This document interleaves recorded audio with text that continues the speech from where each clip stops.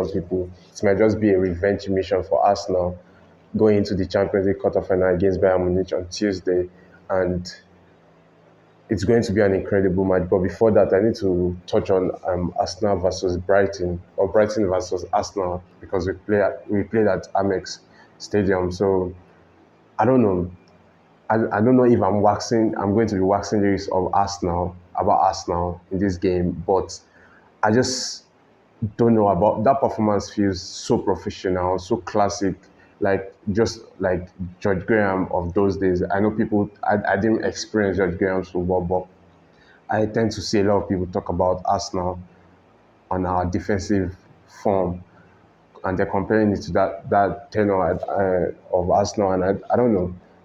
It's just incredible to watch. I was not able to watch the second half properly, but looking into the first half, I think I dropped it on the comment on my Arsenal um, WhatsApp group that we have, and I felt like we could have been 2-3-0 up in the first 15 minutes of the game, but we didn't take our chances and went 1-0 into the halftime. But I feel in the second half we played a good game. We defended well. I think that defense is one thing that is kind of surprising me these days. Like Arsenal is just that they're incredible when it comes to defending. They feel very comfortable in all the phases of the play, and I'm just amazed. And first of all, I need to mention Kai Havertz. I'm sure you um, fans that are watching our content will already know how much I rate Kai Havertz. Fatihu Bariu, this is on you guys. I told you guys that you guys should believe in Kai Havertz. I don't know why I saw, but after that FA Cup match, I'm stating today, after the FA Cup match, I felt like it is what we needed. Is what we needed for our attacking centre forward, our centre forward in the team. I think that's what we needed, and we are getting that more consistently now from Kai Havertz, and he's bringing players into the play. And you can see the understanding between him and Odegaard, the way they press, the way they understand where to press, how to press, the angle and decide to start from to where they go. It just makes more sense. And another thing that I need to talk about Kai Havertz is the fitness. We've played 3 games in this week that just passed. We played Luton, Man City, and Brighton, and he played majority of all those games, like from minutes 1 to 90, and that shows incredible fitness levels from him. And same to Odegaard, he got a rest from this match, but I mean, we've played really well in this game. Kai Havertz, Odegaard, Jorginho and Rice in the midfield, solid, won their battles. The passing levels from Jorginho in this game was massive. He even created an assist for the second goal, and that goal was made from Chelsea. And it's just incredible to see Arsenal players perform. And another mention of our defensive backline again, 1-0 up.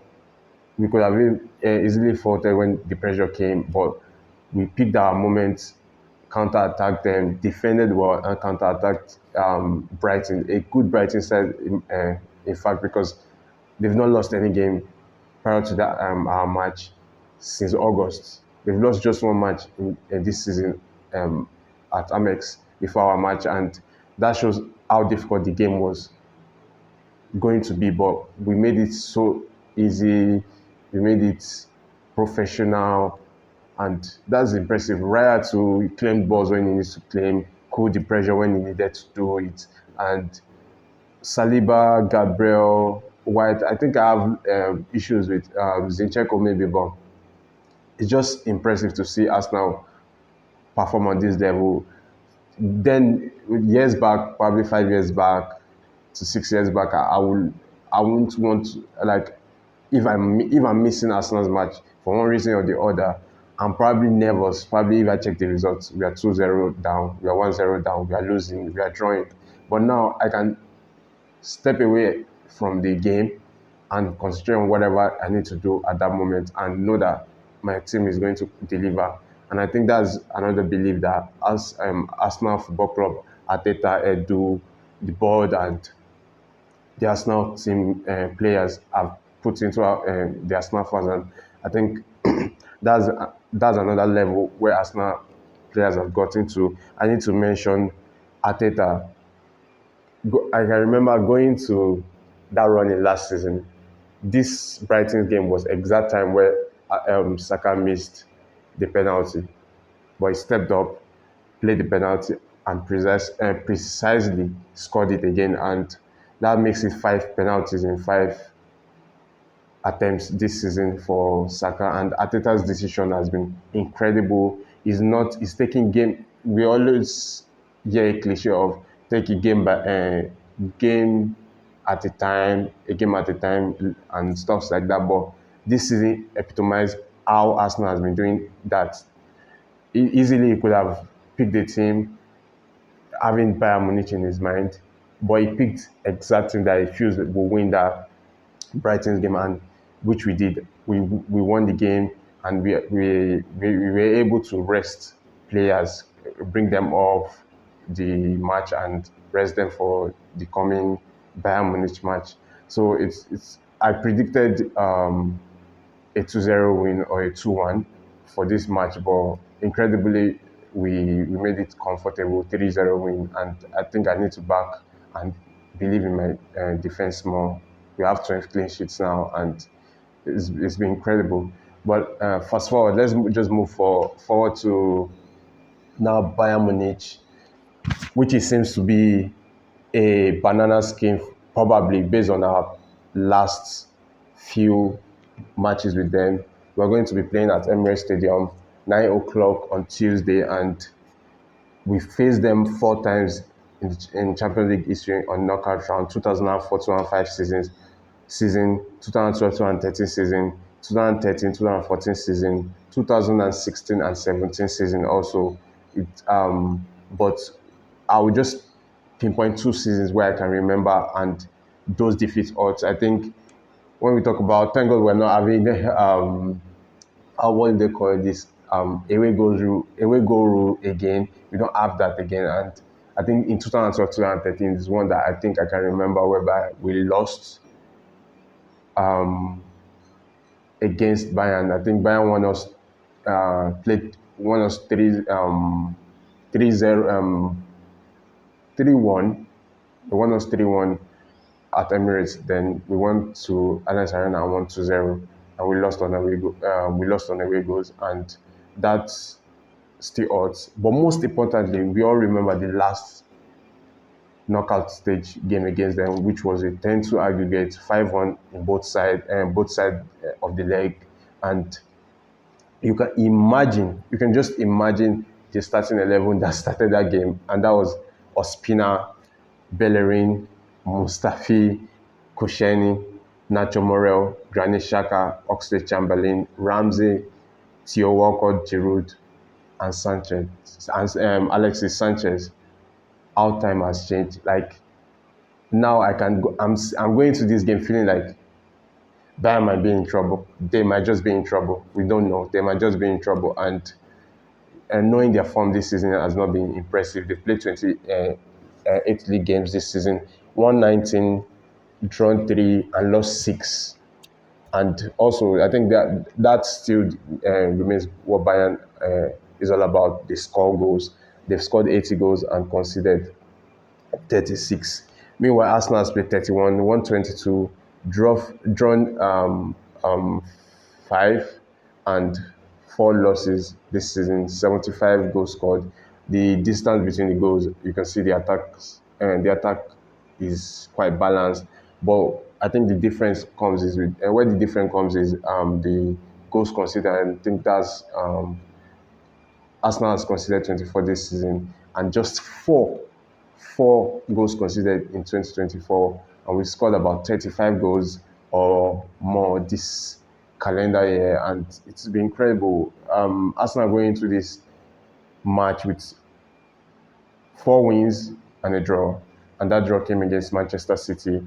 Bayern Munich are going into the game with 2 losses on the bounce, but 2 wins in 5 games, and that shows the belief Arsenal fans need to have going into this game, and I just don't see anything more than Arsenal win. But we just have to believe because first of all, Bayern Munich they are season Champions League side. They know how to play the games. They've been there for years. We've not been there for 7 years, and we've not been in this position for 14 years. And that shows the gratitude of what we are going to face, even though they're not going to have their fans in Emirates.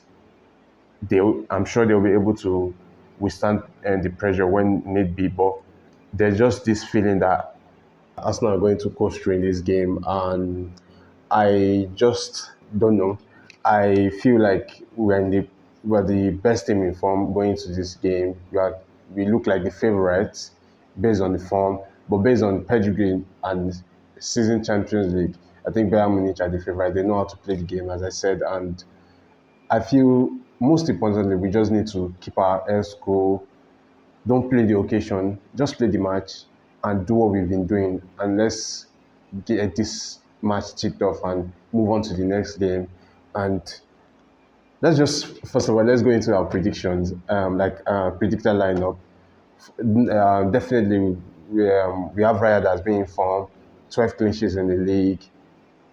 He saved 2 penalties going in the quarterfinal round of 16 against FC Porto. I think he starts again. White, I'm not sure if White is going to be able to perform well this game, but there's just this feeling that, I don't know, there have been rumors about him hiding pains when he's going through pains in the training. He just wants to play because he's scared of losing his spot in the lineup. And I think he starts in the right back position. We have Saliba and Gabriel, definitely the best centre-back pair in the world since, or in Europe in 2024. Definitely one of the best in Europe in this season. And left back is where I think there's going to be probably debate about who starts, who doesn't start. Zinchenko played okay in the last 2 games against Luton and Brighton, but I think Kvyat has been superb when he needs to be. But I think is when we need Tomiyasu against Sané, against the tricky wingers they have. I think it's important we have a player that can defend and also attack and has that balance. I think Tomiyasu has that, and I think he should start in the left back position. Midfield is one issue. I think Partey looks really okay against Luton. He didn't come on against Brighton, but he looked really good against Luton. But I think this midfield, I think with what Jorginho did against Brighton, played full 90 minutes. I don't know if he has the legs to go again against Bayern Munich, but I have debate. I don't know. You guys should drop your comments on that and share your thoughts about the midfield options that I'm about to put down. I think I was first thinking of Jorginho, Rice, and Odegaard, which we went for against Brighton. I think they have that understanding already. Jorginho gives that Rice the ability to go up and down in the game, in the field. He knows how to run in behind, and those late run into the penalty box. I think we'll need that against Bayern Munich because their midfield is a congested midfield whereby Muller plays from the wing sometimes and he drifts into the midfield. We have Musiala, we have we have Goretzka, we have Kimmich, players that can keep balls. I think that's my work, but I don't know about the fitness because Rice also played the whole 90 minutes even though he got a rest against Luton. Odegaard played full minute against Luton, almost 80 minutes against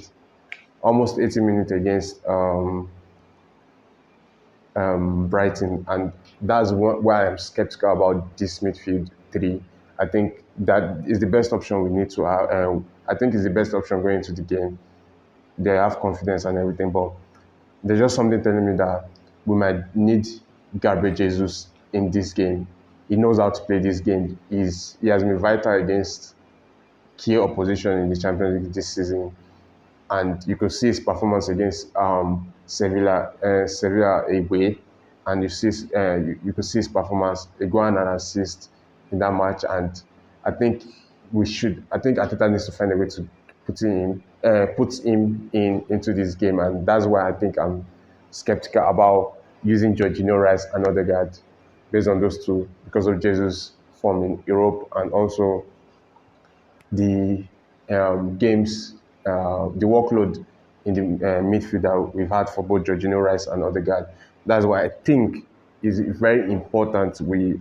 I'll say another option I think we should have going into that midfield, into that game, is Rice. I know this is not a popular opinion based on Havertz form in the midfield, but I think it's best we go for. I think it's another option, probably a better option, a safe option, and go game on in that home game whereby we can win that game and just go into Alliance Arena feeling we need to just not concede and we are going to go through. Do you understand? So I think Rice, Odegaard, and Havertz. I think Rice was rested again against Luton. He played a full match against Brighton. Odegaard was rested a bit. He has the legs. He has the leadership skills to just. I know this is the tough running. Is a tough running already. We just need to push as hard as possible, and he needs to do that by example by being on the pitches and available as much as possible. Havertz in the midfield, I think we need height and robustness, and Havertz showed that against Brighton, and we need something like that in this game. And definitely our attack, Saka starts. He played well against Brighton. This is why I think we need to have Jesus in the game because he is key in Europe. He's been key in Europe, and him starting the 9th position and also have Martinelli at the wing. So I think having Martinelli in the wing, he has not been. He didn't start the last 2 games. He didn't start the last 3 games. He has been coming on. I think we need to unleash him in this game and give Bayern Munich problem because their defense are there to be gotten at, and I think that's the issue. I have my midfield, my 11 already, but there's doubts in between the number 9 position and the midfield trio. You guys should help me out, comment and drop your thoughts on that. Raya on the goalkeeping position, White right back, Saliba and Gabriel 5 and 6. Tomiyasu in left back.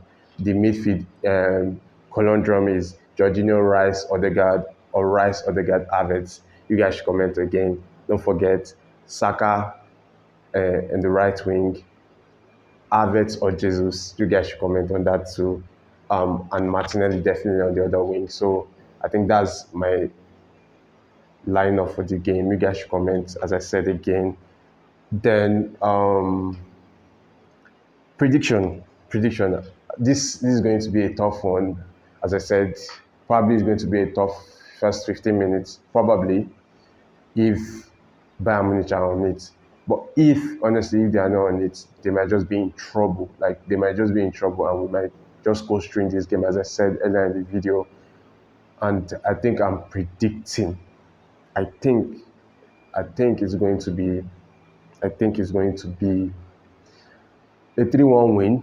Most importantly, we need to go into Alliance Arena with at least 2-goal lead. I know Arsenal, with the form and courage we have in the defense right now and discipline, I think we can go into Alliance Arena and concede 2 goals. So I think a 3-1 or probably a 4-1 safe. It just depends on how the games play out, but I definitely know Arsenal is winning this game, and that's just it. Don't forget to like our videos, share them, and also subscribe to this channel. Subscribe. We're trying our best to create content for you guys and give our thoughts on Arsenal. Check our other contents on our platforms, Instagram, TikTok, and our YouTube. Most importantly, subscribe. Cheers.